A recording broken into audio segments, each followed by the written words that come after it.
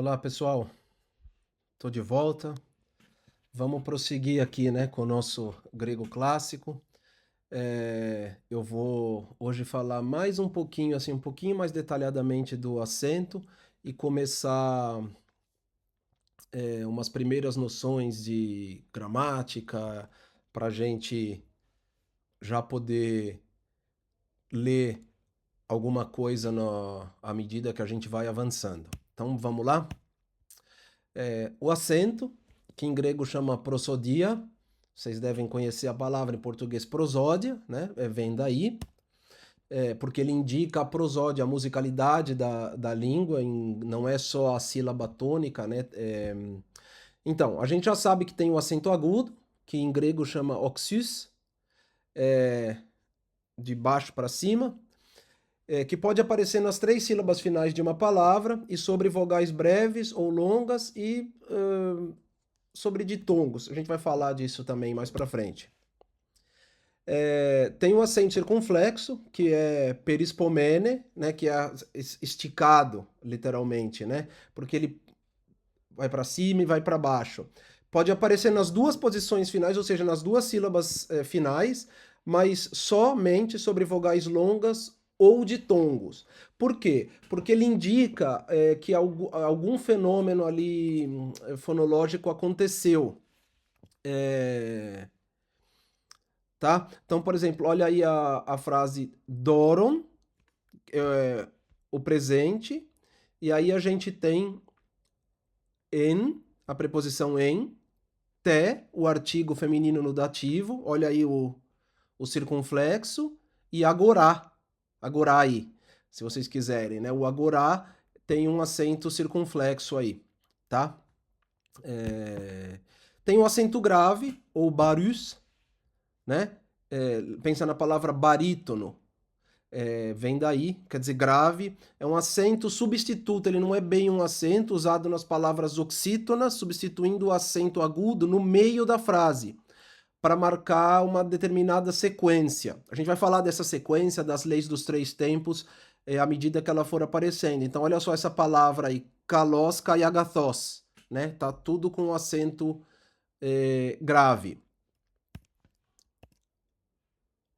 Eu já mencionei que não há nenhum sinal de acentuação nas inscrições gregas, nos manuscritos em geral, isso é uma invenção tardia. O emprego dos sinais de pontuação data das edições de Aristarco de Samotrácia, 215 a 143 a.C., e de Aristófanes de Bizâncio, que viveu em 257 a 180 a.C., que inventou os sinais de acentuação e também o espírito e a pontuação para ser colocada nos textos, na escrita. Antes disso não tinha.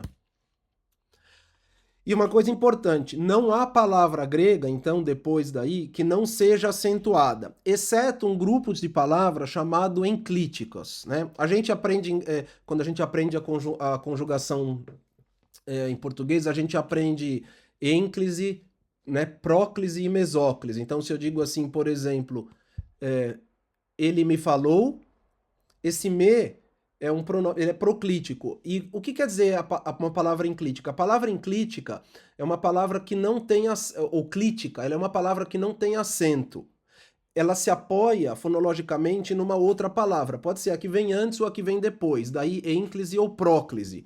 Se a ênclise é colocada depois. Se o clítico é colocado depois ou antes. Então, por exemplo, ele me falou, se vocês pensarem bem, ele me falou, o acento de me, na verdade, ele é secundário, ele não é acentado, é ele me falou, ele, então acentuado, e ou. Agora, se eu digo ele falou-me, aí o me continua não sendo acentuado, ele falou-me, né? E exemplo aí de clíticos. Claro que há algumas exceções desses clíticos, a gente também vai chegar lá. Uns exemplos de palavras clíticas em grego. Na verdade, palavras clíticas existem em todas, palavras não, né? Morfemas clíticos existem em todas as línguas. Não tem acento próprio e se apoiam para a pronúncia na palavra anterior, proclíticos, né? Proclitiqué, proclítica a palavra, o morfema, ou posterior, enclitiqué. Por exemplo, em grego antigo, quase todas as formas dos pronomes pessoais Aí a gente tem as formas no genitivo, no acusativo, etc. Essas nunca são acentuadas, né? Mu, moi, me, su, soi, se, etc. A gente vai ver depois os pronomes todos, né? Os pronomes e advérbios indefinidos, por exemplo, tis, ti, masculino, feminino, e o ti é neutro, tipo uma pessoa qualquer. Poi, pos, pote, pu, por exemplo, poi para algum lugar, pós é de qualquer modo, e etc. E o interessante é que essas formas, esses pronomes e advérbios indefinidos, eles têm correspondentes interrogativas, que são grafadas igualzinho, só que com acento. Então, tis é um qualquer. Então, o tis é o indefinido, ou seja, quem. O pós indefinido seria de uma certa maneira, enquanto pós de interrogação é como, né? E então a gente tem aí que as formas interrogativas não são clíticas porque elas têm acentos próprios, mas as formas de pronomes e advérbios indefinidos são clíticos porque não têm acentos, tá?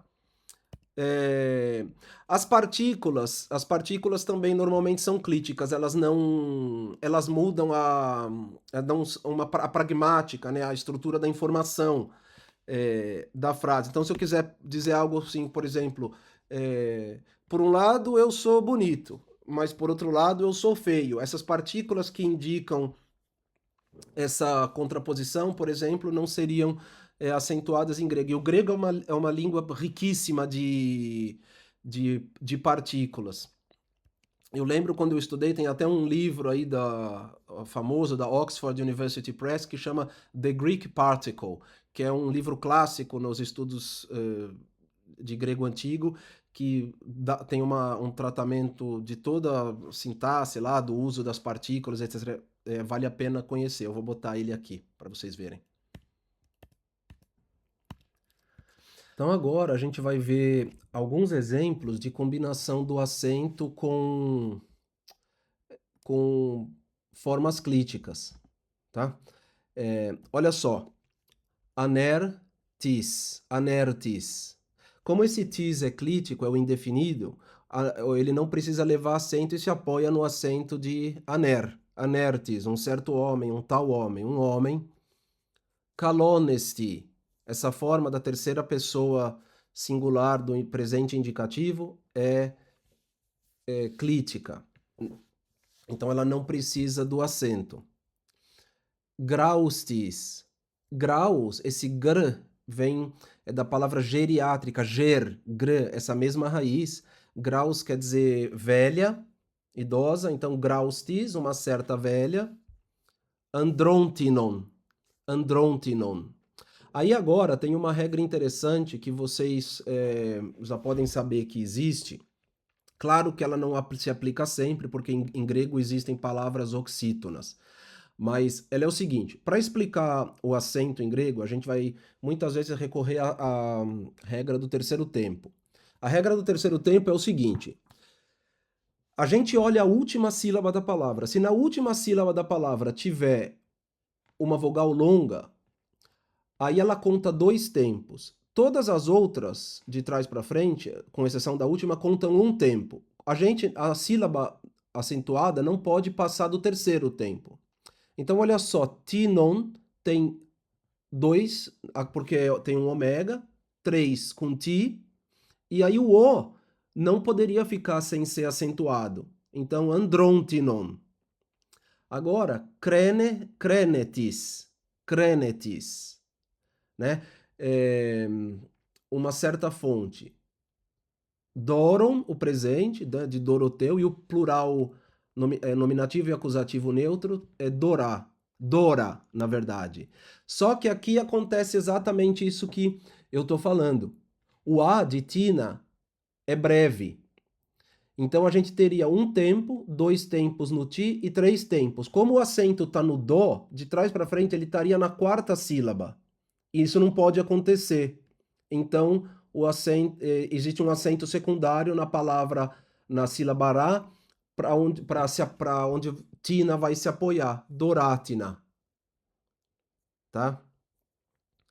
E agora vocês também têm um exemplo interessante aí, porque a palavra anthropos tem acento na primeira sílaba, né?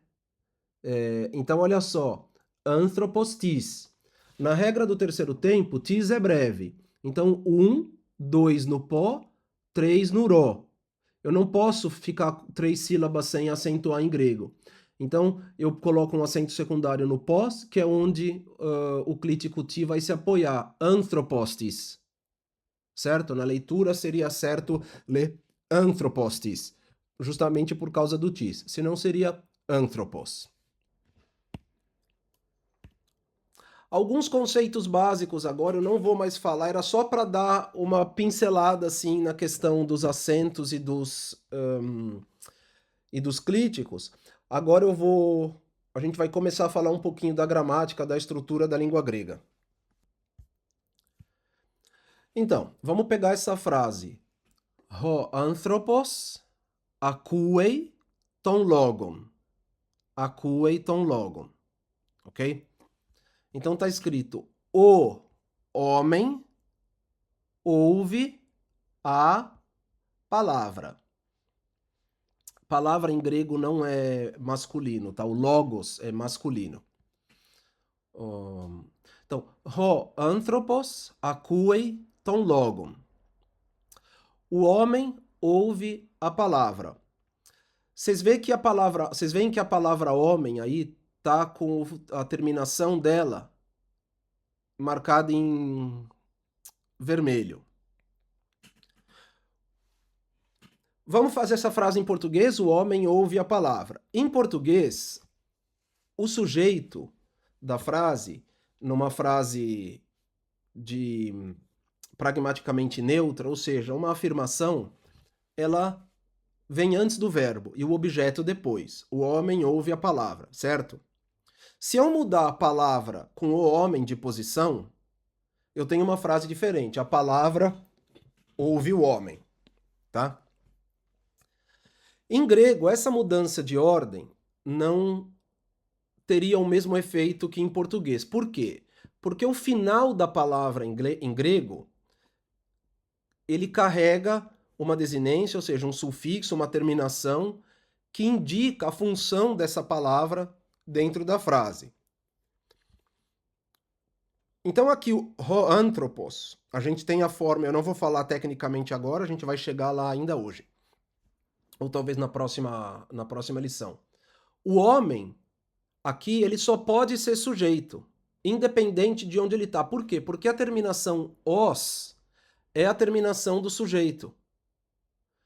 E on é a terminação do objeto direto quando a palavra termina em os, na sua forma básica, né? Então, se eu disser ho anthropos akouei ton logon, eu estou dizendo o homem ouve a palavra. Mas se eu disser ouve o homem a palavra, o homem ainda é sujeito da oração por causa da terminação. E eu poderia dizer também ouve a palavra o homem. E quem está ouvindo aqui não é a palavra. Quem está ouvindo é o homem. Por quê? Porque o os, a terminação os, indica que ele é o sujeito da frase, independente de onde ele está. Não é verdade, isso é uma coisa que muita gente acha errado, que você pode fazer em latim, em grego, por causa das terminações, qualquer ordem. Algumas ordens, elas são pragmaticamente marcadas. O que quer dizer isso? Quer dizer que o sujeito ou o objeto, quando eles aparecem fora da ordem normal, a gente vai ver o que é esse normal mais para frente, ele, na verdade, não é pragmaticamente neutro. O que quer dizer isso? Quer dizer que ele é o tópico ou o foco da oração, assim como eu posso em português dizer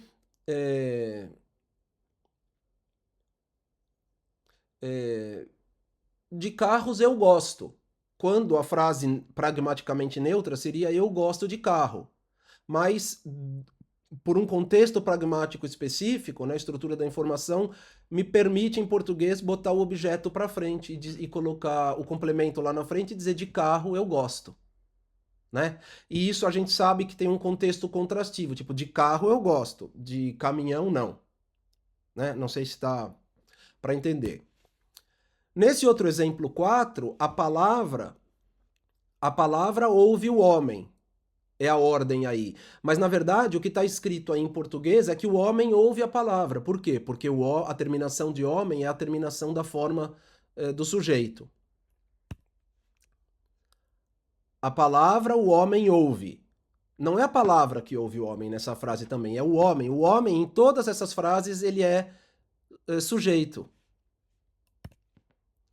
E aqui, o homem, a palavra ouve, a mesma coisa. O homem tem a forma do sujeito, enquanto a palavra tem a forma do objeto. Tá? Por que eu estou dizendo isso? A terminação em grego é muito importante e é ela que diz pra gente a função que a palavra tem na frase. Sem aprender essas terminações, não dá para aprender o grego. Eu coloquei aqui outras 6 frases para vocês verem agora a palavra homem, não com a terminação os, que é a terminação da forma do sujeito, mas com a forma do objeto, a mesma forma que tinha logon aqui, tá vendo? Então aqui a gente tem a frase holykos, horá, ou horai, ton anthropon. O lobo vê o homem. Então o homem aqui não pode ser o sujeito da frase. Por quê? Porque a terminação, a desinência, o sufixo, é a forma do objeto, independente da ordem. Holykos ton anthropon horai, o lobo vê o homem, mas na ordem seria o lobo, o homem vê. Vê o lobo, o homem, mas o homem é objeto. Vê na 4 o homem, o lobo ainda é sujeito, é o lobo quem vê o homem na tradução. Ton anthropon holykos horai, ou horai, o homem, o lobo vê, e quem vê aí é o lobo e não o homem, e a mesma coisa no 6, ton anthropon horai holykos. O lobo vê o homem é objeto. Tá? Olha só uma nota aqui, eu acabei de falar no slide anterior. Olha a palavra anthropon, como está escrito. Por que o acento está no an e não no ômega? Anthropon. Porque é o seguinte, a gente olha a última sílaba, né? A vogal é breve, é um omicron. Então, conta um tempo só. Então, a gente conta de trás para frente 1, 2, e o acento tem que estar no terceiro tempo. Ah, mas não tem palavra que está acentuada oxítona? Tem, a gente chega lá nessa distinção, mas é importante lembrar dessa regra do terceiro tempo. A mesma coisa aqui no 1 do lado esquerdo. Os é omicron, então é contar um tempo, 1. Aí 2 e 3 o acento no terceiro tempo. Tá? Agora, olha a palavra acuei. Porque ela não é como antropos, tipo acuei. Porque o ditongo é longo, ele conta como uma vogal longa, 2 tempos. A gente tem que sempre contar na última, então 2 mais 1, 3. O acento tem que cair ali. Tá bom? Não é uma regra universal, mas é uma coisa importante para se lembrar.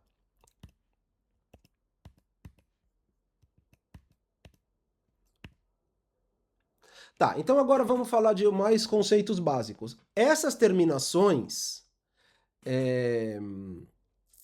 em grego, elas chamam caso. Não, em grego, desculpa. Essas terminações chamam caso, ou casos. Em grego, o caso se diz ptosis. Ptosis quer dizer exatamente caso, é do verbo cair. Aquilo que cai, a desinência cai e você coloca outra. Ela cai conforme a função dela na frase. A gente tem também o tema. Tema. O que é o tema? O tema é o seguinte. Pensa em português num verbo como falar, na forma do imperfeito do indicativo, falava. A raiz do verbo é fal. né? Porque tem formas como falou. Só que no verbo falava, o que que eu tenho? Eu tenho a raiz fal, mais uma vogal de ligação, indicando a categoria, a conjugação a qual classe esse verbo pertence, falar, tracinho, v, a. Tracinho S, falavas. O S é a desinência, a marca de segunda pessoa do singular. O A é uma vogal temática indicando que ela pertence àquela conjugação. Fala, vá. E o V é um outro sufixo indicando tempo, aspecto, certo? Então, o tema é sempre a raiz mais alguma coisa. A gente vai reduzir assim, passar ela no filtro ainda, essa definição de tema. A gente tem a declinação, declinar, né? Declinar, cair, exatamente isso vem clisis, verbo clino, eu apoio, eu inclino. A vogal de ligação, que normalmente se junta à raiz para para formar o tema.